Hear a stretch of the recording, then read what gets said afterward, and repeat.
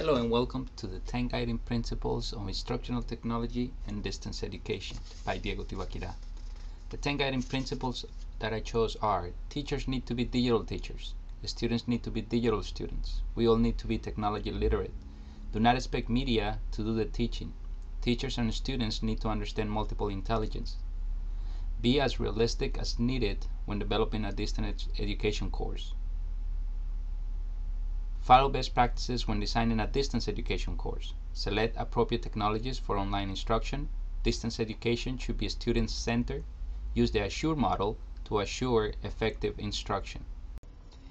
And here we go, the 10 guiding principles.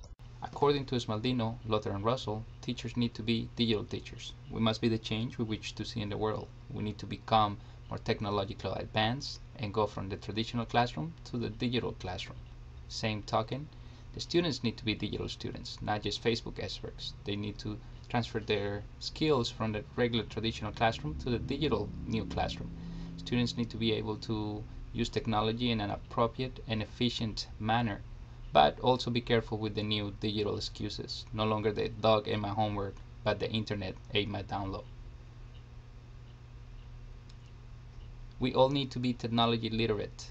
General, text, computer, distance learning, cyber learning, visual, audio, video, and media literacy are going to be important components. Do not expect media to do the teaching. According to Clark, media are mere vehicles. Do not expect technology to do the teaching. Well-prepared educators will be able to utilize any type of media to impart instruction effectively.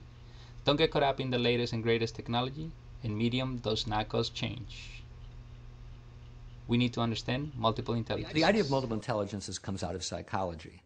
It's a theory that was developed to document the fact that human beings have very different kinds of intellectual strengths, and that these strengths are very, very important in how kids learn, and how people represent things in their minds, and then how people use them in order to show what it is that they've understood. If we all had exactly the same kind of mind and there was only one kind of intelligence, then we could teach everybody the same thing in the same way and assess them in the same way, and that would be fair. But once we realize that people have very different kinds of minds, different kinds of strengths, some people are good in thinking spatially, some people are good in thinking language, other people are very logical, other people need to do hands-on, they need to actually explore actively and to try things out. Once we realize that, then an education which treats everybody the same way is actually the most unfair education. According to Simonson, be as realistic as needed when developing online content. If instruction is too realistic, it can be inefficient. Similarly, learning experiences that are too abstract may be inexpensive, but may not contain enough relevant information and may not be understood. Follow best practices when creating a distance education course. Good teaching matters. Each medium has its own aesthetics. Education technologies are flexible. There is no super technology. Make all 4 media available to teachers and learners. Balance variety with economy. Interaction is essential. Students' numbers are critical. New technologies are not necessarily better than old ones. Teachers need training to use technology effectively. Teamwork is essential. Technology is not the issue. Select appropriate technologies for online instruction. Assess available instructional technologies. Determine learning outcomes. Identify learning experiences. Prepare the learning experiences for online delivery. What if you could be there and there without leaving here? Well, you can with Polycom, an easy-to-use, intuitive, and reliable high-definition video experience that provides you with the same lifelike communication that comes with being physically in the same room.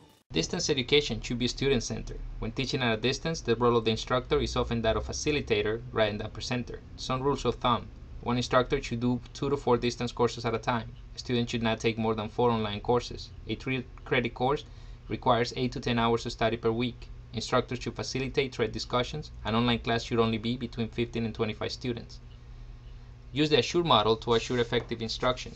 Analyze learners, state standards and objectives, select strategies, technologies, media and materials. Use technology, media and materials, preview the technology, prepare the environment, prepare the learners, provide learning experiences, require learner participation, evaluate and revise